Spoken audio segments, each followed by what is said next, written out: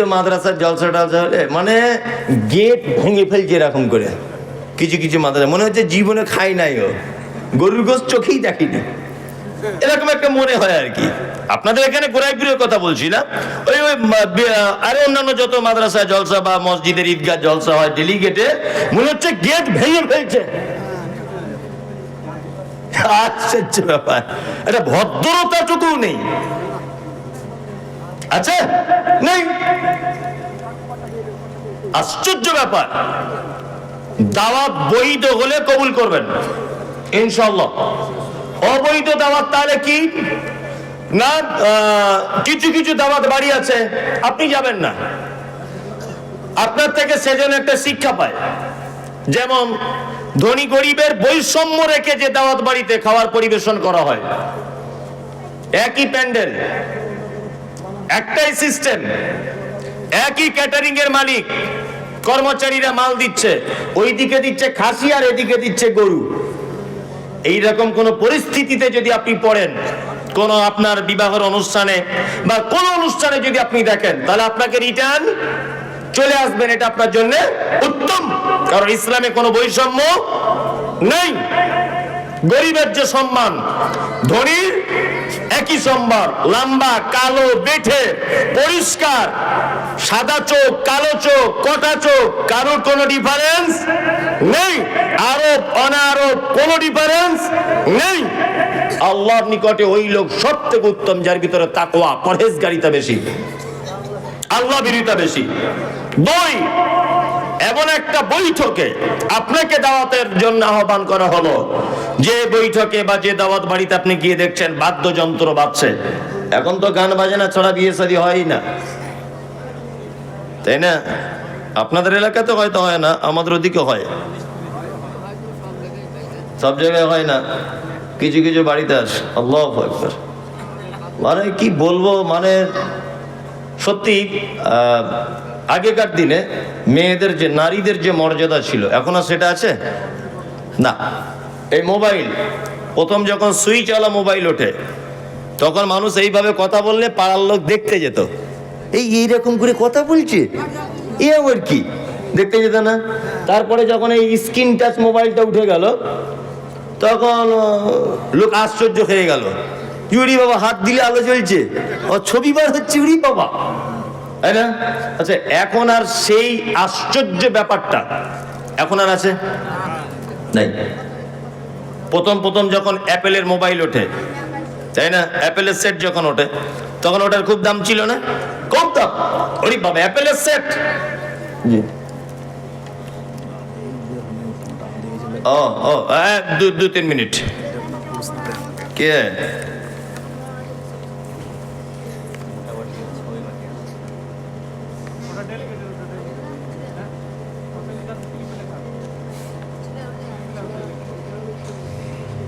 আপনি আমাকে কেন জিজ্ঞেস করছেন? হেড মহল্লা বসে আছে, আমি আমাকে কেন জিজ্ঞেস করছেন? আমি কি বড় আলেম নাকি? আমি বক্তা? খেপা কোথায়, যে জিজ্ঞেস করেছি আর এক পাগল, আমি উত্তর দেবো না। আমি জানি তবুও বলবো না। কি বললাম, সামান্য ব্যাপার, হেড মহল্লা বলে দেবে, আমি কেন বলতে যাব? আমি প্রশ্নের উত্তর দেওয়ার ক্ষমতা রাখি না। তবে একটা ছোট্ট কথা, যেটা ফতোয়াবাজি নয়, কিছু নয়, এটা জানার বিষয়, জানিয়ে দিই। যদি আপনার জোহর, আসর, মাগরিব এই সমস্ত নামাজগুলি যদি আপনার কাজা হয়ে যায়, তাহলে আপনার ধরে নেন জোহরের নামাজ কাজা হয়ে গেল, তাই তো? আসরের মসজিদে গেছেন, দেখছেন আসরের নামাজ চলছে, আপনি আসরের নামাজে দাঁড়াবেন, কিন্তু জোহরের নিয়ত করে দাঁড়াতে হবে। কারণ সিরিয়াল বাই সিরিয়াল, জোহর আগে পড়বেন, ওই আসরের জমাতে আপনি দাঁড়ান, আপনি নিয়ত করুন আমি জোহরের পড়ছি, জোহরটা পড়া হয়ে যাবে ওই জমাতে, নেকি পেয়ে যাবেন আপনি জমাতের, তারপরে আপনি আসরেরটা পড়বেন, সিরিয়াল বাই সিরিয়াল। কি বললাম বুঝতে পেরেছেন? আর উনি যে প্রশ্ন করেছেন, ইসলামে কোন রকমের ওজর নেই, কোন রকমের ওজর নেই। উনি বলছেন আমি সকাল 8টায় কাজে যাই, সন্ধ্যা 6টায় বাড়ি আসি, মালিককে বলি জোহর আসরের নামাজ পড়বো মাগরিবের, আমার মালিক আমাকে ছুটি দেয় না, আমি বলবো তুমি ও কাজ ছেড়ে দাও, ও কাজ ছেড়ে দাও, দিয়ে অন্য কাজ করো। কোনো রকমের অপশন নেই, ও কাজ তুমি ছেড়ে দাও, যে অন্য কাজ দেখো। পৃথিবীর জমিনে অনেক কাজ রয়েছে, সেই কাজগুলো তুমি দেখো। যাই হোক, যে কথা বলছিলাম, আমি বলতে বলতে লাইনচ্যুত হয়ে গেছিলাম এইদিকে, প্রশ্নটা এলো বলে। যে কথা বলছিলাম সেটা হচ্ছে ইজাবাতু দাওয়াতে, বৈধ দাওয়াত দিলে কি গ্রহণ করবেন। আর জানাজা গ্রামে হলে তার সালাত আদায় করবেন কি। আর জানাজা সংক্রান্ত আর একটা কথা বলে দিই, সেটা হচ্ছে যে কেউ মারা গেল আপনি জানাজা পড়তে চলে গেলেন না, মাঝে সাঝে দুটো একটা জানাজায় শিক্ষা দেওয়ার জন্য আপনি যাবেন না। যদি বলছেন এটা কেমন কথা, আপনি তো মারাত্মক জ্ঞানাকল বলে দিয়ে চলে গেলেন, আমি বলিনি। আব্দুল হামিদ ফাইজি আল মাদানী হাফেজাহুল্লাহ সাহেব ছিলেন একটা বড় মাপের আলেম। তিনি একটা বই লিখেছেন জানাজা দর্পণ। এই বইয়ে তিনি বলছেন যে কিছু কিছু ইমানদার আল্লাহওয়ালা গ্রামে যাদের গ্রহণযোগ্যতা আছে, গ্রামের মানুষ যাদেরকে মানে, কাদের কাদের জানাজা পড়া যাবে আর যাবে না, এই কথা বলতে গিয়ে তিনি বলেছেন যে কোন বেনামাজি কখনোই লোকটা নামাজ কালাম পড়েনি। আর 5 জন বেনামাজিকে শিক্ষা দেওয়ার জন্য 2-1 বার এরকম করা ভালো। কি বললাম বুঝলেন? এ চাচা তুমি জামাত পড়তে যাবে না জানাজা? বুঝলেন না, যাবো না। কেন? ও জীবনে নামাজ কালাম পড়েনি, কিছু করেনি, যেন আর 5 জন শিক্ষা পায়। আমি কিন্তু ফতোয়া দিইনি যে বেনামাজি জানাজা হারাম, এটা আমি বলিনি। কিন্তু আমি বলছি আর বেনামাজি যাতে এটা করে ভয় করে। কি বললাম বুঝলেন? জানাজার সালাত আদায় করবেন। আর নাম্বার 5, হাঁচি হলে কি বলতে হয়? আলহামদুলিল্লাহ। ওটা যে শুনবে, ইয়ারহামুকাল্লাহ, ওটা যে শুনবে, ইয়াহদিকুমুল্লাহ ওয়া আসলিহু বালাকুম, এই 3 পর্যায়ের উত্তর আপনি দিবেন। আপনাকে 5টা ভালো কাজ বলে দিলাম, ইনশাআল্লাহ এই ভালো কাজগুলো আমল করার চেষ্টা করবে ইনশাআল্লাহ। 1, সালাম দিবেন।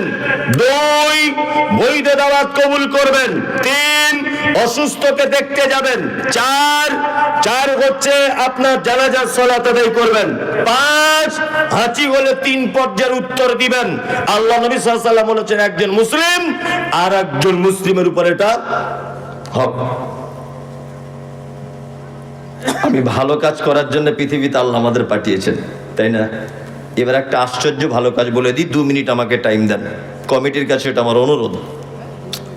আল্লাহ নবী সাল্লাল্লাহু আলাইহি ওয়াসাল্লাম, এখানে যারা বসে আছেন সকলেই আমার দিকে ফিরে খুব অ্যাক্টিভ হয়ে কথাটা শুনুন।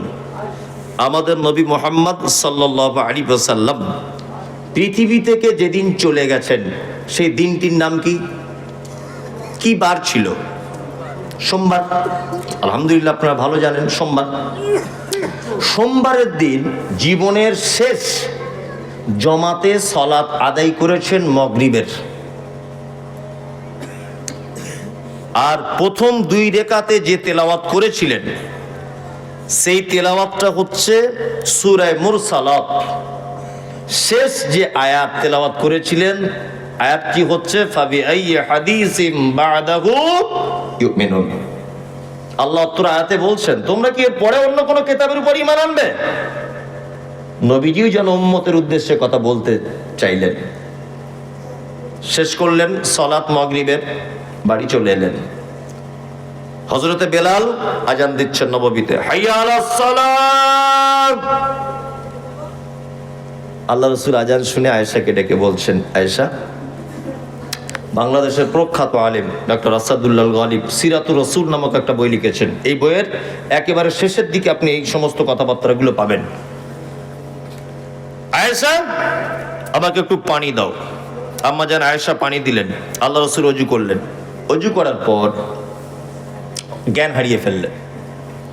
আবার একটু পরই জ্ঞান চলে এলো। আল্লাহ রাসূল আবার বললেন, আয়েশা একটু পানি দাও। আয়েশা পানি দিলেন। আল্লাহ রাসূল ওযু করলেন। 3 বার উল্লেখ করেছেন উনি। আল্লাহ রাসূল আবার অজ্ঞান হয়ে গেলেন, জ্ঞান হারিয়ে ফেললেন।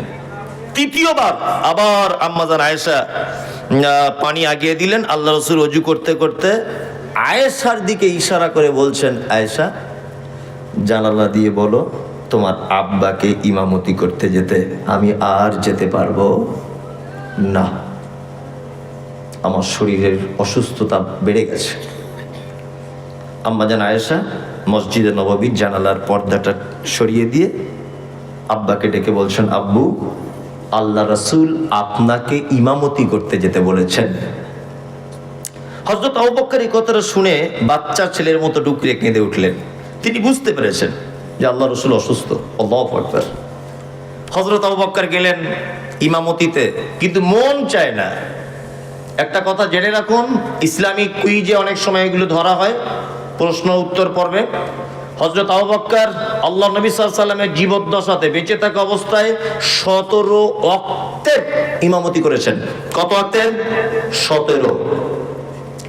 যদিও এই ব্যাপারে আম্মাজান আয়েশা আপত্তি তুলেছিলেন, আল্লাহ রাসূলকে বলেছিলেন, আল্লাহ রাসূল সাল্লাল্লাহু আলাইহি সাল্লাম, আমার আব্বা যদি বারবার নামাজ পড়ায় ইমাম হয়ে, আর অন্যান্য বিবিগুলো তো রাগ করবে, অন্যান্য সাহাবীরা রাগ করবে, আর আপনি শেষ বয়সে আমার কাছে আসেন, তা এক কাজ করুন, অন্য সাহাবীদের একটু সুযোগ দেন।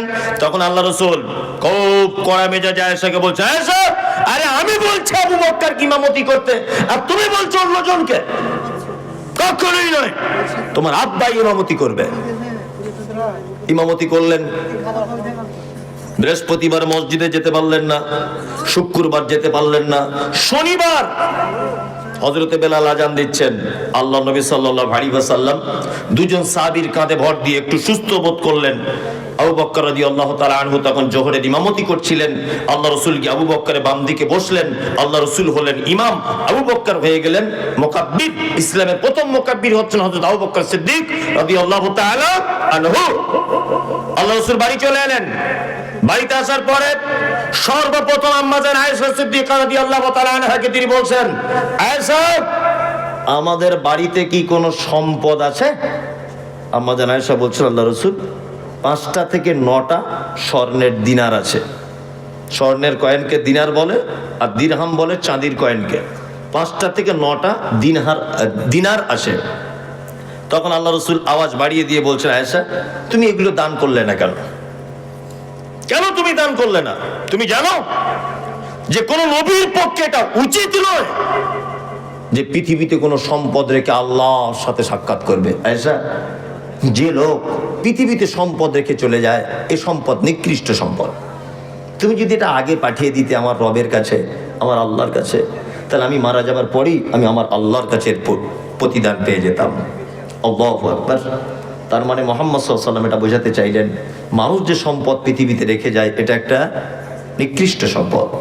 মানুষের জন্য সম্পদ 3টা। এক, সে যেটা খায়, সে যেটা পড়ে, আর সে যেটা তার রবের কাছে আগে পাঠিয়ে দেয়, অর্থাৎ দান, খায়রাত, সাদকা, এই সমস্ত জিনিস যারা করে, এটা হচ্ছে একটা মূল্যবান সম্পদ। এই কথা বলছেন কে? আল্লাহর নবী সাল্লাল্লাহু আলাইহি ওয়াসাল্লাম। আমি জানি কমিটি আমাকে বলছেন যে মাদ্রাসার একটু আদায়ের কথা বলুন, কিন্তু আদায়ের কথা বললে লোক সব পালাবে। কি বললাম বুঝলেন? তারপরে আমাকে বলতে হবে। এখনো মোটা মোটা পার্টিরা অন্যান্য গত বছর এসে যে হিসেবে দাম দেখেছি, এবারে কই তেমন ভাবে দেখতে পাইনি। তারপরেও আমি অনুরোধ করব, যারা বসে আছেন বা যারা স্টেজে আছেন বা যারা বড় আর কি মাপের দান দেওয়ার মতো মানুষ আছেন, আপনাদের কাছে অনুরোধ যে আপনারা অত্র প্রতিষ্ঠানে আপনাদের প্রিয় সম্পদ মূল্যবান অর্থকে একটু ব্যয় করুন। বিনীত অনুরোধ, যারা এখানে আছেন, আপনারা যারা বসে আছেন, তানবীর ভাই 1000 টাকা করে চেয়েছেন।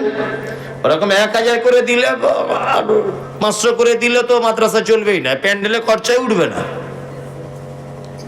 তাই না? যারা আছেন দেওয়ার মতো একটা নামের লিস্ট করা দরকার ছিল। যারা ভালো দেওয়ার মতো আছেন তাদের জন্য একটা লিস্ট করা দরকার ছিল, তাদেরকে ডাকলে ওটা সুবিধা হতো। হাসিবুল ইসলাম ডাকি, কন্ট্রাক্টর হাসিবুল ইসলাম, কন্ট্রাক্টর ভুট্টু শেখ। হাসিবুল ভাই এসছে, আসুন এখানে। টোটন আনসারি আছে, টোটন আনসারি আসুন। আব্দুর রব হাটওয়ার, আব্দুর রহিম হাটওয়ার। আসেন না, আপনার যাদের নামগুলো বলছি একটু প্লিজ তাড়াতাড়ি আসুন। কন্ট্রাক্টর রফিকুল ইসলাম, আব্দুর রফিকুল ইসলাম।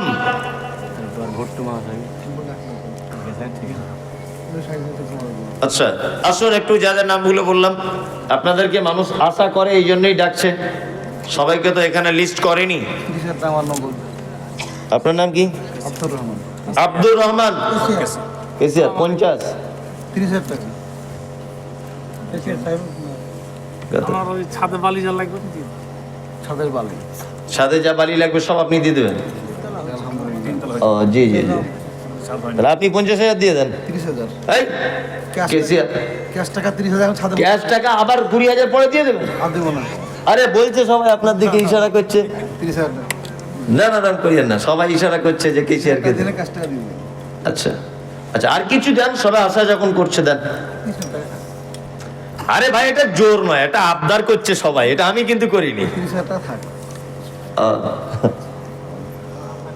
আমি তো ভালো আদায় টাদায় করতে পারি না, ওই জন্য চাপ চুপ দিতে পারছি না। তা বালিটা সব হয়ে গেল।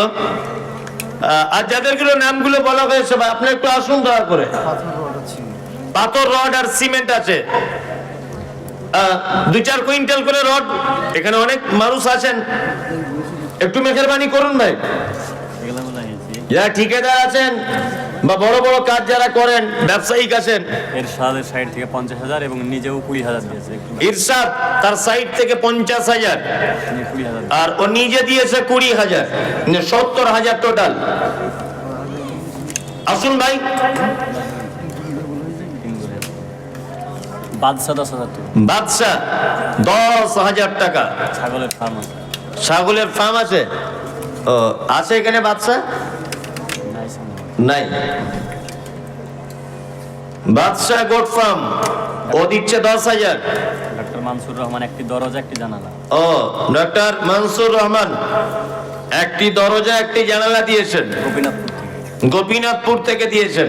ছবিরুল ইসলাম হোসনাবাদ থেকে 10 ব্যাগ। সবিরুল ইসলাম হোসনাবাদ থেকে 10 ব্যাগ সিমেন্ট। যারা আপনারা বসে আছেন আপনারা তো দিতে পারেন, কিছু দেন, আল্লাহর রাস্তে দেন। জেলা পরিষদ মেম্বার, জেলা পরিষদ সদস্য মুস্তফা সরকার নেতাজর 5,000 টাকা। জেলা পরিষদের মেম্বার মোস্তফা সরকার সরকার উনি দিয়েছেন 5,000 টাকা। আল্লাহুম্মা সাল্লি আলাইহি আল্লাহুম্মা বারিক আলাইহি। আসুন ভাই যারা আছেন মেহেরবানি করুন একটু মাদ্রাসার দিকে।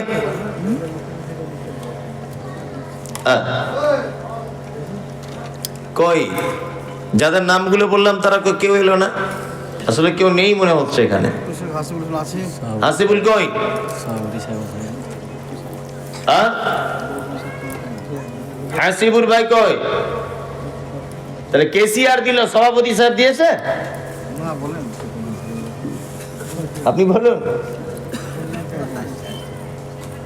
সভাপতি সাহেব বলছেন 10,000। সবাই বাধা। বাধা দেবো না। বাধা দিয়ে হবে? দুই বাড়ি আছে পাশে। আচ্ছা আনসারি 40,000 বলেছে, দেখেন কিছু করেন। কই টোটাল আনসারি কই? আরে এদিকে আসুন না, আপনি বলছে যখন একটু আসুন। আসুন আসুন, সবাই আপনার উপরে আশা করছে আপনাকে নিশ্চয়ই, এটা তাছাড়া কিছু না, জোর জবরদস্তি না। আপনি খুশি মনে দিলে সবাই আল্লাহ খুশি হবে। 40 সবাই বলছে আর আর একটু দিতে। আচ্ছা 50। আচ্ছা এই টোটাল 50,000 দিল, আলহামদুলিল্লাহ। সত্যি আল্লাহ মাল যাদের দিয়েছে এদের অন্তরে দিয়েছে দেখতে পাচ্ছি, তাই না? তাছাড়া এত বড় একটা প্রতিষ্ঠান এই 50,000 টাকা পকেট থেকে বার করে মানে ফাও ফ্রিতে মনে হয় কাউকে দেওয়ার মতো, এটা খুব কঠিন ব্যাপার। কঠিন ব্যাপার নয়, খুব কঠিন। এত পরিশ্রম করে বেচারা টাকা ইনকাম করছে, যে লোকের দুয়াতে চলছে। তারপরে এই ছেলেগুলো তো আপনাদের গ্রামেরই ছেলে, অবশ্যই মাদ্রাসার মৌলভী সাহেব ছাত্রদের উচিত যে এদের জন্য একটু দোয়া করা। জার্মান 5,000। যে সমস্ত ভাইরা দিচ্ছেন, এই টোটন ভাই, এই কেশিয়ার ভাই আছেন, এনাদের জন্য ছাত্রদের বলবেন সব দোয়া করতে। বর্তমান সময়ে মানুষের মানে দুনিয়াবি ব্যাপারে যে সমস্ত মশগুল হয়ে আছে মানুষ, তার মাঝখান থেকে টাকা দান করা এটা খুব বড় ইমানের ব্যাপার। খুব দোয়া করবেন আল্লাহ যেন এদের মালে বারাকা দান করে। আমিন আমিন আমিন। আছেন ভাই কেউ? জার্মান সাহেব 5,000 টাকা। জার্মান 5,000 টাকা। আর কেউ আছেন? দেরি করেন না, আসেন সন্ধ্যা। হ্যাঁ দেরি করেন না, আসেন সন্ধ্যা। দেরি করিয়েন না ভাই, 1টা বেজে গেছে তো, রাত্রি অনেক হয়েছে। সব আশপাশে আছে, সহসভাপতি আছে। সহসভাপতি কই? পিছনে আপনি বলুন বলছে কত 5,000 ও সহসভাপতি 5,000 তা উনি 2,000 বাড়িয়েছেন, আপনি 2,000 বাড়িয়ে দেন। আপনি 1,000 বাড়িয়ে দেন, তাহলেই হয়ে যাবে, দুজনা সমান সমান। 6,000, 1,000 বাড়িয়ে দেন। হ্যাঁ লেখেন। এটা একটা আনন্দের বিষয়, বছরে একবার। কেউ জোর করে ভাববেন না, জোর করে ভাবলে বিপদ হয়ে যাবে, কারণ জোর করে নেওয়াটাও ঠিক নয়। এটা বক্তারা হয়তো আবদার করে, ভালোবেসে বলে মাদ্রাসার খাতিরে। কে ভুট্টো সাহেব? দেখা হলো তেনার সঙ্গে। জি, কত? 20,000 টাকা করবেন আর লেবার কালেকশন 45,600। 45,600 আর 20,000 মানে কত হচ্ছে তাহলে? 65,600। তা 65 আর ওটা আপনি 70,000 করে দেন, আবার কি? আর 5,000 টাকা দিয়ে দেন, দেন আর 70,000 করে দেন। হ্যাঁ, কম হয়ে গেল। তাহলে উনি 1 লাখ টাকা দিতে পারবেন? হ্যাঁ, বসে পারেন। ওরে বাবা, তাহলে 1 লাখ টাকায় দিয়ে দেন, আজকে রেকর্ড করে দেন, একটু দেন, আল্লাহর রাস্তায় দিয়ে দেন। হ্যাঁ যান, 1 লাখ টাকা লিখে নেন। আচ্ছা, মাশাআল্লাহ।